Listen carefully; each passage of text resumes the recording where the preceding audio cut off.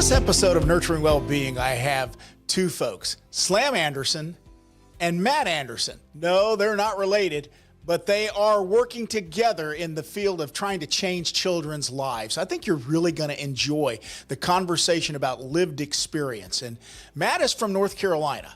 And so you're going to get to hear some of the great things he's doing up there and across the nation. And Slam is right here from Florida, who was one of our award winners a couple of years ago. And now she's using her life to change children and families. With all that, I hope you enjoyed this episode of Nurturing Wellbeing with Kurt Kelly. Well, I got to tell you, exciting to have both of you here and just our off-camera conversations. This is going to be a lot of fun. Matt, let me start with you. You and I have already done a podcast, and we're so glad that you're down here at our conference to present. This is part of kind of our conversation that we believe that best practices and better practices, things that we can learn from folks all over the United States. If you were in the meeting yesterday with our keynote speaker, one of the things she said was that the eyes of the United States are watching Florida. And I think it's partly because we're really moving headlong into the lived experience concept. We're trying to, in fact, just a great conversation with us talking about how the lived experience has to be genuine, it has to be transparent, and it also has to be in such a way that the system will accept it. You know, it's not that we've got all the answers and we're here to help you. It's how do we actually engage what happened to you? What can we learn from that? And I think that the idea of lived experience becoming a bigger and bigger part of our work and our field, one, it's a really, really good thing. And I think it's a really important thing. And the first thing that came to my mind is that it's about me first as a leader in the child welfare field, being open to creating relationships with people that have experienced the system that I've worked within for so long. I have to understand somebody's story, somebody's background, somebody's experience, understand their truth. It may be different than my truth or the truth of what we see as the system, but it's still their truth, and it's an important truth, and it's one we have to validate and engage with and learn from. And I think that's a jumping off point of trust and relationship building. And then that relationship, it's going to help me get better. It's going to help our field and our system get better because we're going to have a more diverse representative set of expertise coming to the table of like, what do we do now as we think about the future and more transformative change in our field? And then the other thought that occurred to me too, which came up last night here at the conference at the dinner with a number of people, which is there's this movement happening here in Florida, North Carolina, all over the country, where people are asking different questions about how should we meet the needs of kids and families. And I think this movement includes people like Slam and so many people that were here last night that are now at this point in their career where they're ready to be the leaders going forward. And I think that as leaders in our field, we should be creating opportunities for people not to just share their experiences and their stories, but to be in formal leadership roles, shaping the future of where our system goes. And I think that's starting to happen. It's exciting, but I think that's one of the parts of transformative change that I think we're all looking for. It's interesting you're using the word transformation or transformative. I'm contemporarily right now, I'm reading a book on transformational leadership. And this is a guy that's from Harvard. He's talking about it in the industry world, but it could be in the political world. It can be in any world that you want to move from the transactional aspects of leadership. Transactional saying, I got the rules, the regulations, this is how we do it. We may learn a few things, but we're here from government. We're here to help you. And we've got all the answers. Transformational leadership always requires someone to lead and intentionally, but to have an unbelievable open process so that they can hear. In this world, and we had Corey Best on yesterday, and we were talking about sometimes in our system, someone that has had something that's happened in their life. They may have been a parent that was recognized a verifiable maltreatment process. But that doesn't define them. And if we put that as that's who they are. So why am I listening to them? Actually, we ought to be listening to them because there's a healing process that's taking place with them. And that's our goal, is to get them back into the right environment, atmosphere, so that we can reunite our children with them. And if we can't, they still have a story to hear from that. What can we learn from that? And therefore, it's not just anecdotal stories. It's real understanding. And that is genuine pathway to transformation. Slam, you were here with us when we did something 3 years ago at Disney. You're one of our award winners. I want you to talk about that. But as you're hearing this conversation, and you were in the system, so relate that to us, and so that our viewers can understand what does it mean to have someone that lived this life and now is, you're not defined by that either. You're moving on. And I'm still, like I tell people, I'm still very new and still getting my confidence, building my confidence and telling my story. Still learning stuff, still, trying to get court documents and try to put some truth to some of the things you're told when you're younger, So I'm still doing all of that, but I love that I feel like I'm coming in everything at the right time. Like Matt saying, these lived expertise, this shift is happening. And I feel like, you know what, I'm right where I need to be right here, because that's what I'm here for. And I love how Matt said, not just telling our stories, because sometimes it could feel, when you're just asked all the time to tell your story and you want to do more, it's kind of like, well, is that all I'm worth? What I went through, that trauma, that sob, that's all you want? Because I have much more to offer. I have ideas. I have strategies that could be implemented. You know what I mean? I have, people always come to me and they tell me, not just me, I'm pretty sure any other Foster alumni who are listening probably get this too. It's like, oh, you're the special one. You're the lucky one. You're different. You're the exception. And so I'm like, if I'm the exception, why not bring me in to figure out how to duplicate so we can have all exceptions? So all of us are exceptions. So all of us are coming out the same way. All of us are getting that same opportunity. So bring me in and let's figure out how to duplicate that. Because if you're saying that I'm so much of the exception, let me tell you, let me walk you through to see how I became this supposed exception that you say I am. And let's make other exceptions. Let's make other experts. Let's make all these other kids the same. And even when we talk with our UR team, Unbelievably Resilient, and we're talking on our podcast, we're like, and it's not even that you have to become a social worker or work in the system, but it's just about healing. Like you said, it's transforming, it's about healing.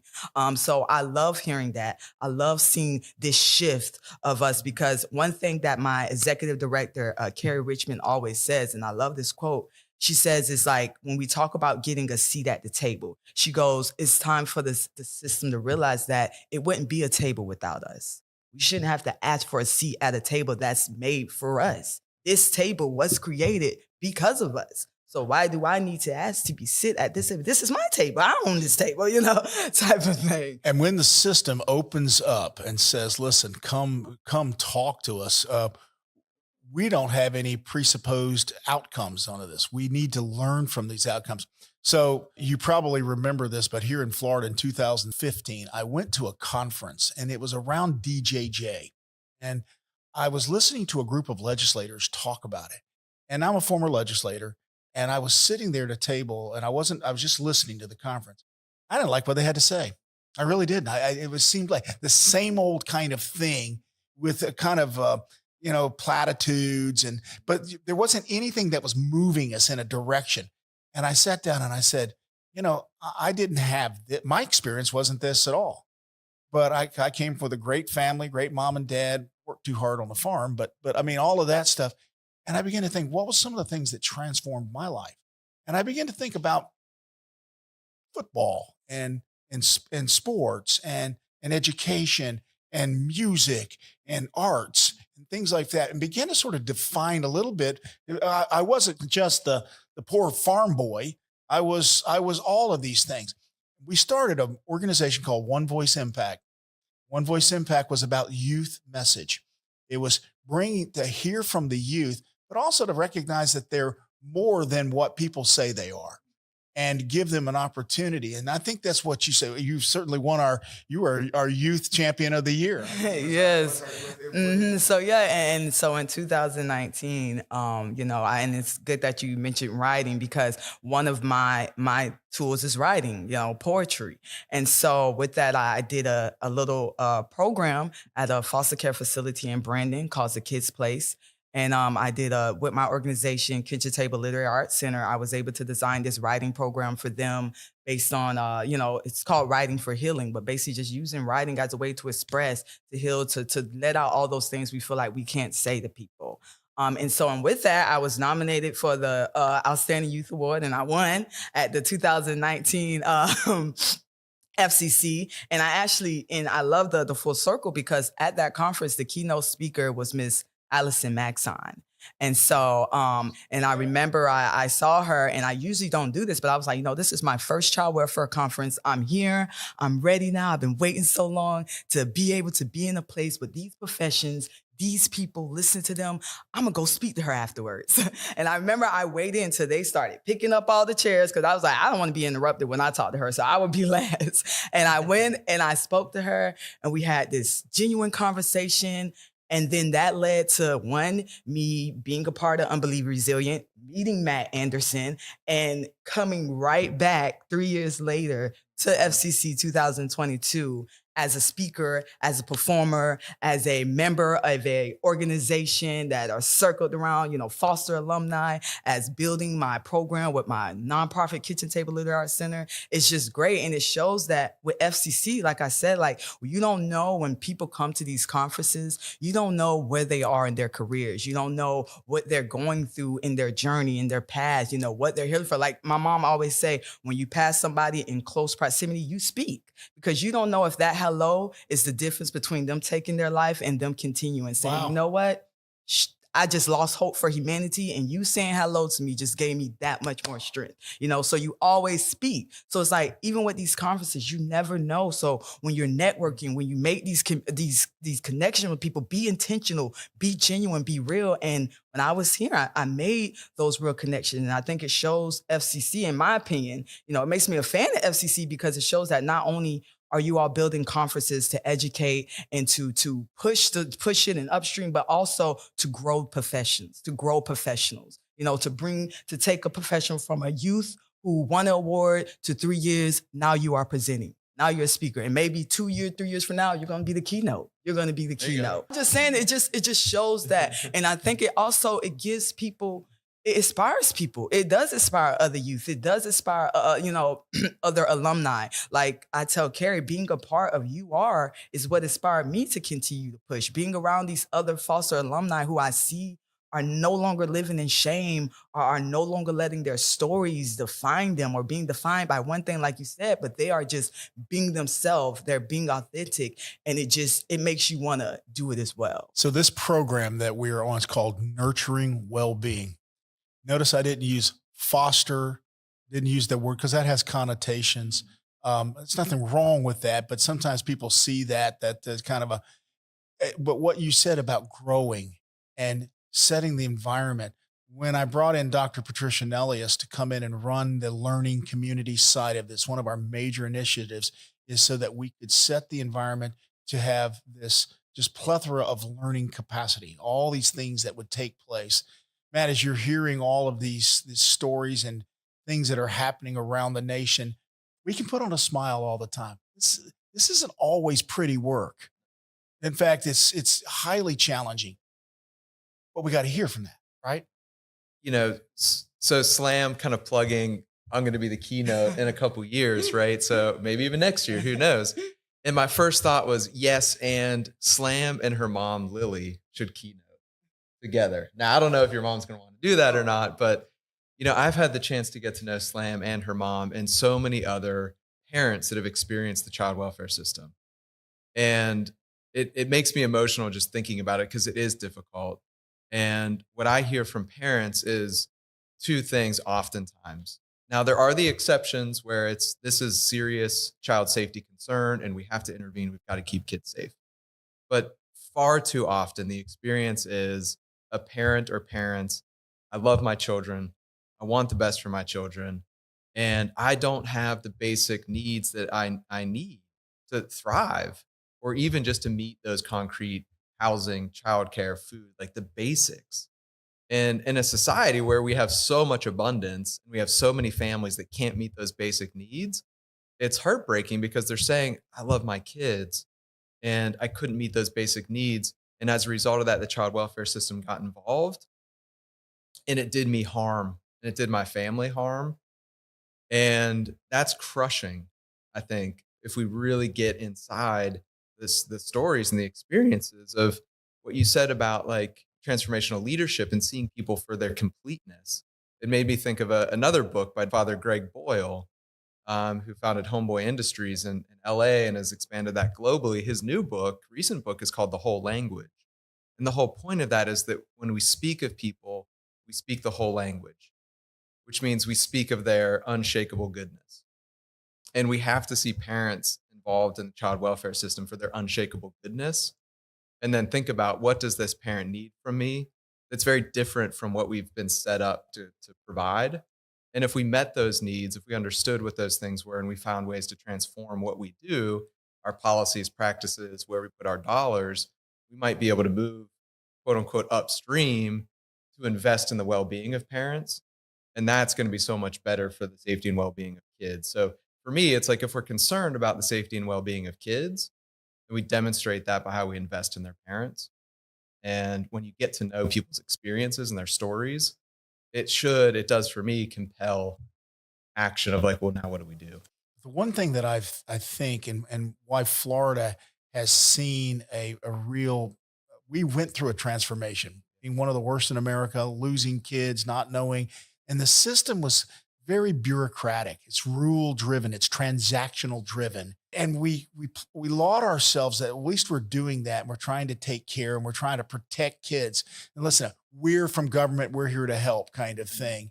And that mindset, while it's better than not caring at all, it also sometimes there's a book out there called Abusive Policies, and it brings in an unintentional almost abuse every time that, even if it's well intended to remove a child out of a home because of the safety issue, there's a trauma that takes place, and that's a lifelong trauma. They're not defined by that forever. We can work on healing that.